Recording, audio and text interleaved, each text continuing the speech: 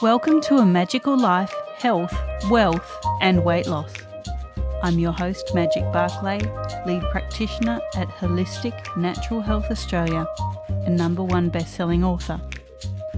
In this podcast, I aim to give you practical tips on how to accelerate and sustain your health, increase your financial, spiritual and emotional wealth, and to look at something that haunts many of us needlessly, weight loss. In some episodes, I'll have guests available to give you even more tips, but in others, the floor is yours. Drop us a line at A Magical Life Podcast on Facebook and let me know what you would like to know more about. Now, sit back and enjoy, because it is time for you to create and truly discover a magical life. Welcome back to A Magical Life. I'm your host, Magic Barclay. Today, Heather Shannon's joining us. Heather is a sex coach who helps sex and gender diverse clients transform how they feel about their sexuality and achieve deeper intimacy in their relationships. Her approach focuses on what is authentic for the client rather than any one-size-fits-all method. Heather is a licensed clinical professional counsellor, certified sex therapist, internal family systems therapist, meditation guide, and holistic health coach. Welcome, Heather. Thank you, Magic. I'm happy to be here with you and your awesome audience. Thank you. Now, wow, that is quite a little bio there. We'll get into that in just a moment. But I ask all of my guests 3 questions, and everyone gives me such diverse answers that, it's quite amazing. And I'm kind of intrigued how you're going to answer these. So, okay, let's find out. Here we go. What can your expertise do to accelerate health, not just physical health, but also emotional and spiritual health? Yeah, I love that question. And the way that I work with people about their sexuality is very much about being in alignment with who they really are. So I don't really have an agenda for people, with how I think their sex lives should be. It's much more about helping them discover that. And I do that through a variety of different ways. One of the things you mentioned in my bio is internal family systems. And that's a method that involves some talking, but it's not your traditional talk therapy. It's much more about tuning inward and feeling that, like inner energy and different parts and aspects of ourselves that can be trying to serve us. There's a good intention there, but sometimes maybe getting in the way of us truly feeling in alignment. So there's a lot of tuning inward. There's a lot of scanning the body and, checking in with our emotional state and honoring that and getting curious about that. Cool. Now, we talk about wealth here, and we think often that wealth is just financial, but it can also be personal and emotional wealth. And I'm going to throw another one in here just for you, and that is our sexual wealth. So when we discover our sexuality and our intimacy, our love languages, like all of this, what we need, what we desire, that can create wealth. So what are your top 3 tips to creating wealth? Yeah, I love that. And thank you for customizing the question to me. I do think that our relationships are such a huge element of wealth. Certainly finances and money is great. And I'm all about, abundance in that area. But I'll focus more on relationships since that's more my area of expertise anyways. I would say creating more wealth in terms of relationships, it's a lot about what you're putting out there. I think it can be really easy to kind of be like, well, my friends aren't showing up for me or this or that's not going right. But when we really focus on like being the friend we want to be or being the partner we want to be or being the family member that, we want to be and showing up as our best selves, then I think the rest of it kind of takes care of itself on a lot of levels. So I think just being willing to do that inner work. And I guess in order to do this inner work, so this will be my second tip, we have to kind of make sure we're filling up our own love tank, so to speak. So I notice that, I do my best work. I have my most to give in relationships when my love tank is full. So it can be showing myself love by, going on a walk, just getting outside, getting some sunlight. It doesn't have to be fancy stuff. By taking some time to feel my feelings, that one is just like so essential. And I think it's something that we're still really missing in our culture. And even though I dedicate my life basically to helping people, feel their feelings and improve their intimacy in relationships, I still forget sometimes. Yesterday I was like invalidating my own emotions. So I think honoring, being willing to feel, validating our own emotions, taking that time and not just kind of go, go, go, do. Like I have all these things on my checklist, that I got to get done. But like allowing that spaciousness can really help with our love tank being full. And I think allowing the emotions is a really important form of self-care. And then I would say the third piece in terms of, wealth, in terms of our relationships is investing in personal development. It's like, we're not taught this stuff in school. We really have to seek out information and resources. So that could look like going to a relationship workshop. That could look like reading some articles about relationships. Obviously, if people are listening to this podcast are already kind of on board with the personal growth in the relationship and sexuality area. So I think it's just seeking out information, kind of staying humble in that regard. Even though this is my career, like I will never be done learning in this area. And that's part of what keeps it kind of interesting. So I think it's an amazing growth path in terms of personal development and helping us to become our best self. And I think it's just going to really allow us to show up as that best self in relationships and to attract the highest quality relationships that we can. Wow, cool answer. Loving it. Thanks. Now, we took that weight loss here as well. Many people find that they're on the weight loss or weight gain journey. And something that I've learned through my own journey is that it can be a loss of relationship with self. So have you ever battled your weight? If so, what was the trigger to winning the battle? And second part of the question, what can you offer the listeners around that reconnection to their body and that everything is okay? Wow, these are great questions. Yeah, so I've had quite the journey with weight and body, and I will not profess to have all the answers in this area, but I think I have a few. In high school, I struggled with binge eating disorder. So that's when I kind of first found therapy for myself. It was great in the sense that I was able to actually look at relationships and look at some codependency and patterns within my family that like I would not have been aware of otherwise. And to see that there is actually that connection oftentimes between our relationships and how we feel in our body and how we relate to food. But it was painful, certainly very painful to go through. And, throughout the years, I've lost weight and I've gained weight and I've been different sizes. I think what that's done for me in a unique way is actually helped my body image. That might not be most people's experience, but I think what it's allowed me to do is become aware of like when I am battling and just choose not to battle. So there might be a day where I'm like, oh, really been overdoing it with sugar lately, And instead of being like, like I'm fat and ugly and terrible, to kind of be like, okay. It just becomes more neutral. It's like, okay, so that's just a thing that's happening. And I don't need to pathologize that or feel terrible about that. The other thing I've done, just from some different like medical issues I've had, I think has given me an appreciation for my body in some different ways. But I had ACL surgery. I want to say it was in 2015. But when I was recovering from that, I was seeing a hypnotherapist and we wound up like singing a song to my knee. And it was like, every little cell in my body is happy. Every little cell in my body is well. And it was so cute. And it was just kind of like a beautiful thing to be like, oh, I'm just like sending love to like parts of my body. And also realizing, I'm somebody who's more muscular. I've always had really thick muscular thighs.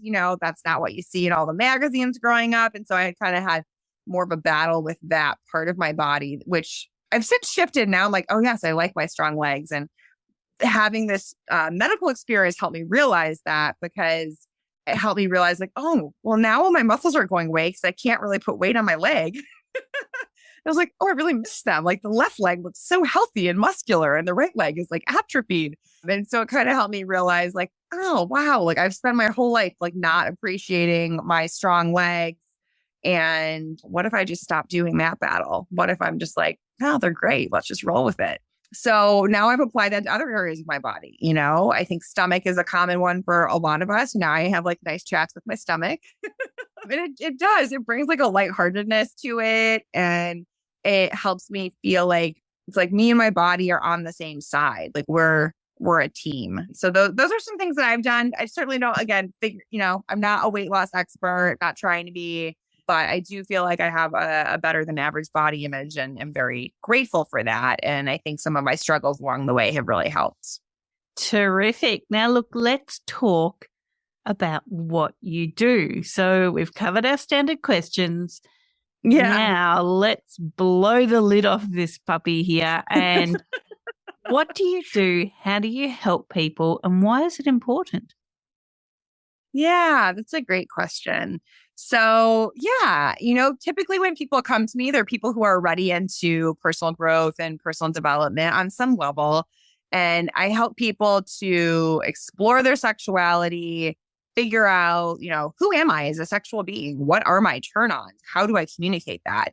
And then embracing sexuality is the second part, and then expressing it is the third part. So really helping people get to a place of authenticity in terms of who they are as a sexual being. There's, so much we've been taught as a culture about, what's bad about sex and how men should be with sex and how women should be with sex and how we shouldn't be with sex, and there's kind of all these like unspoken rules or unofficial rules. So to kind of help unlearn a lot of that and get back to more of like just this innate, what draws us in and what's exciting and what helps us feel connected and what turns us on, and to just discover that, own it, and be able to express it freely and safely.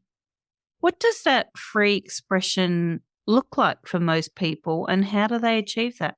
Yeah, that's a great question too. I mean, it's different for everybody. And that's part of what I love about my job and why I love that it's not like a one size fits all. So for some people, it's going to look, like having sex every couple of weeks with their partner. For other people, it's going to be like twice a day, right? So all sorts of different frequencies. For some people, it's going to look more like sensuality and like really leaning into, lighting and, different textures and temperatures and, fragrances, and really going into that direction. For other people, it might be more leaning into energy and, exploring tantra, and playing with that and synchronizing breath and things along those lines. For other people, it might look more kinky. It's going to be like, hey, let's explore power dynamics and taboos and, ways to connect in that realm that are going to keep things exciting for us. So, and for some people, it's going to look monogamous, and for others, it's going to look polyamorous. So it really is fascinating in that regard. Like everyone's going to wind up in a pretty different place. And that's part of what I love about it, that it's about finding your spot and what feels right and true to you without judgment, which is, kind of a taller order, because certainly when I was growing up, it's like, ooh, don't have sex. You're going to get pregnant. You're going to get diseases. This is bad and against what the church teaches you.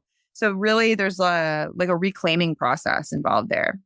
So someone that might be battling with their sexuality, someone that might be just having a struggle connecting with self, what are the steps to take to really find your level? Yeah. So when I think about that, I think about just kind of our own sexual energy. And, it dovetails a lot with mental health, because I think of depression as sort of a dimming of our life force energy, and libido tends to also go down with depression. So that kind of makes sense. Sex is also literally how we're all alive. So I do think of sexual energy as life force energy. And so when we're trying to connect to like who we are as a sexual being, you can also just think about what makes you feel vibrant, what makes you feel more alive, what makes you feel more connected, what makes you feel more you, you know? So it could be dancing, it could be playing sports, it could be music, it could be cooking or art or creative expression. But there's so many ways for people to tap into that that are not overtly sexual. So that's one place for people to kind of start.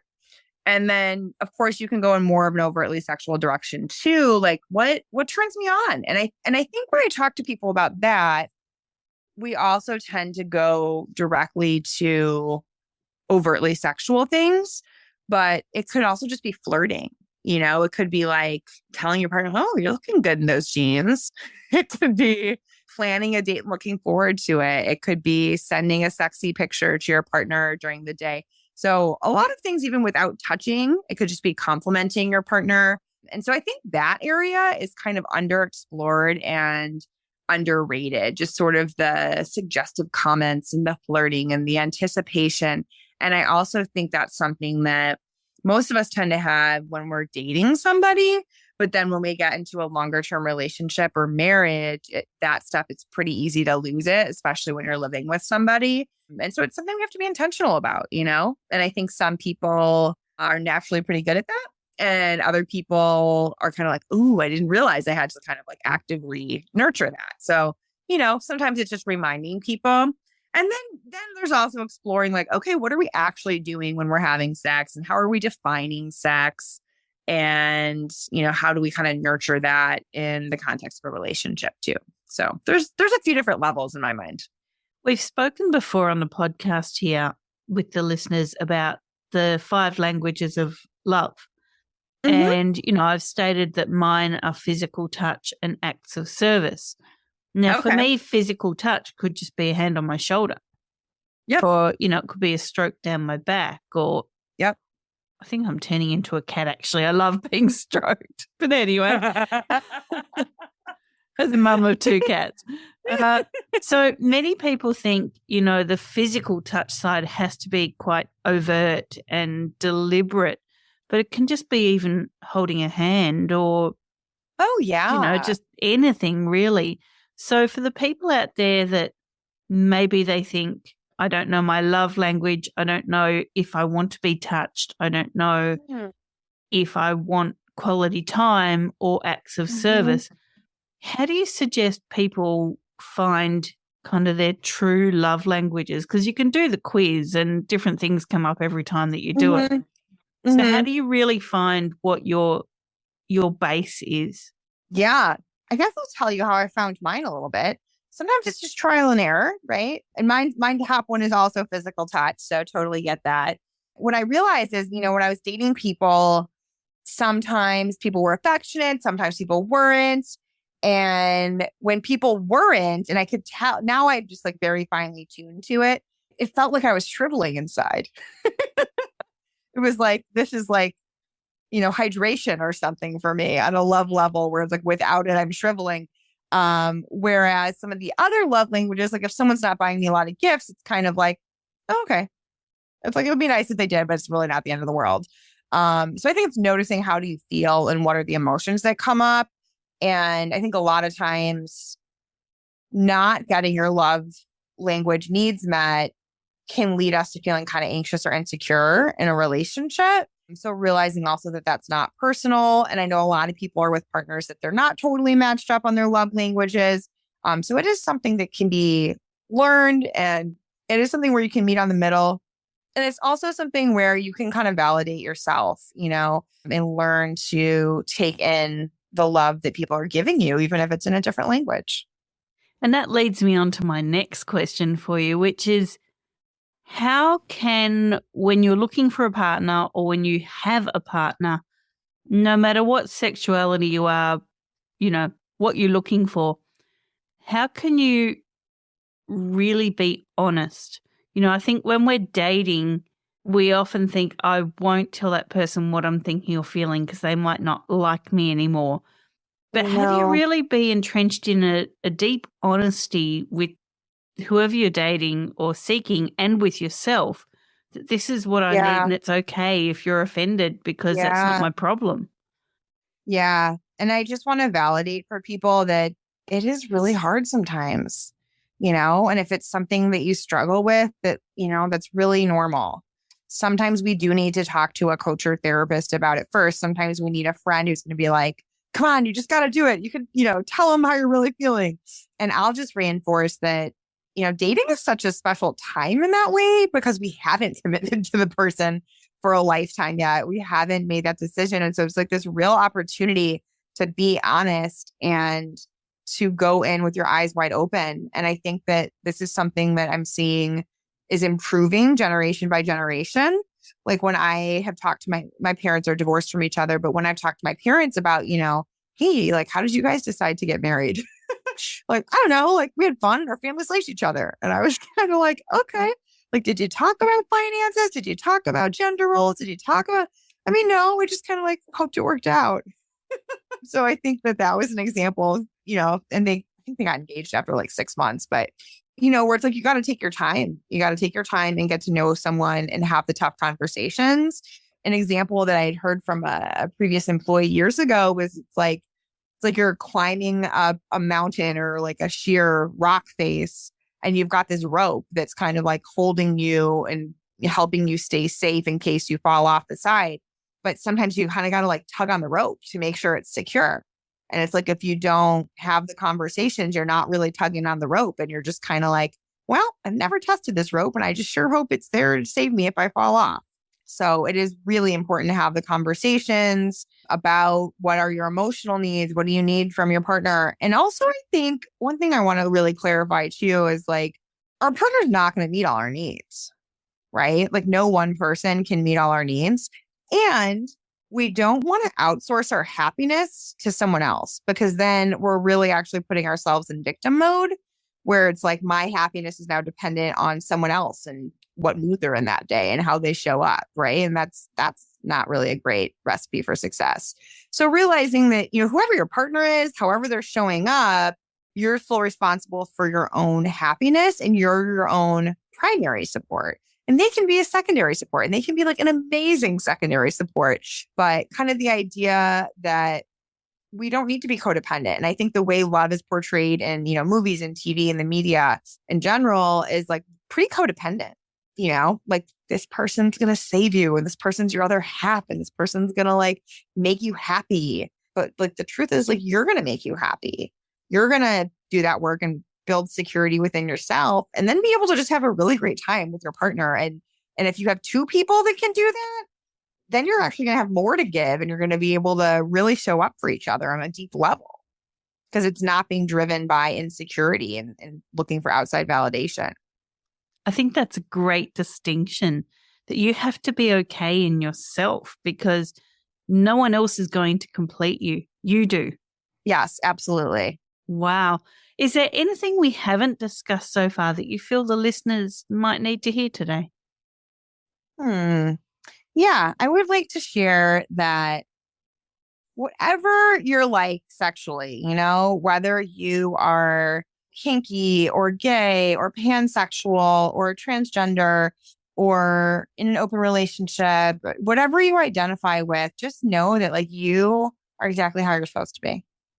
And you are normal and, that is healthy. I think there's so much fear because of the messages we've gotten. And so many of us come from communities or families that are not that open-minded or not that accepting, that we can all carry a lot of shame about how we are and who we are. And that just prevents us from experiencing our authenticity, our joy, from being the best you that you can be, basically. And I think from finding a partnership, to your point, Magic, about finding a partnership that is really in alignment for who you truly are and not just who you think you should be. Great. Now, before I let you go, we love freebies here. We always offer the listeners freebies. And, yeah. what can you offer the listeners and where can they find that? Yeah, I love freebies too. So they can find that at my website. My website is heathershannon.co. So it's not a .com, just .co. And I have a freebies page. So I have a Mojo Magic free guidebook to help people who are struggling with libido to understand, maybe why did your libido drop off? How can you get it back? That's a particular issue where it can be complex. There can be a lot of pieces to the puzzle. So that book can get you started in the right direction with that. And then I also have a Sex for Empaths checklist. So for people who identify as, being very sensitive to other people's energies and very empathic, this is just sort of a guide to help you stay grounded when you're making decisions about, having sex with somebody, and really reinforces the points that we just talked about, Magic, about showing up for yourself and not outsourcing that and having healthy boundaries around sex. So, so they can check out those on the freebies page and, start moving in the right direction with their sex life. Fantastic. I've really loved this chat, and I really hope the listeners got as much out of it as I did. Some parting words. Apart from discovering your sexuality, your libido, and your alignment, how do you connect with your true self? Yeah. So one of the methods that I am trained in is called internal family systems. And we talk a lot about leading from self energy. And so your true self energy, and this is the case for all of us, is calm, confident, creative, wise, playful, intuitive. So just all these wonderful qualities. And all the other stuff, anxiety and anger and insecurity, those are considered to be our parts and not who we truly are at the core, at the deepest level. So starting to understand that, we can work with our parts, we can befriend our parts, we can ask the parts to step aside at times so that we can really allow that self energy to be our internal leader, to help us feel super secure in ourselves and to guide the parts in taking action instead of the parts taking over. So I hope that makes sense, but it's an amazing method. And I do a lot of parts work with myself, do a lot of parts work with clients that's, had an amazing impact. And to me, that method just really feels like truth. Great. Now, listeners, you can find Heather at www.heathershannon.co. So that's HEATHERSHANNON.co. I really do urge you to jump onto those freebies. They're absolutely fantastic, very generous. Heather, thank you so much for your time today. Thank you, Magic. Thank you for your time too. And thank you to your audience. And listeners, thank you so much for your time. As always, please share our podcast, leave us a review, ask us a question on our Facebook page at A Magical Life Podcast, and we will bring you what you want to learn, what you want to hear, and how you want to grow. For now, go forth and create your magical life. Thanks for listening today. Please subscribe to hear future episodes, leave a review, and share this podcast. You can follow us on Facebook at A Magical Life Podcast or at Holistic Natural Health Australia. That's holistic with a W. You can find us on Instagram at Holistic Natural Health or at www.holisticnaturalhealth.com.au. That's where you'll access all sorts of articles, freebies, and more.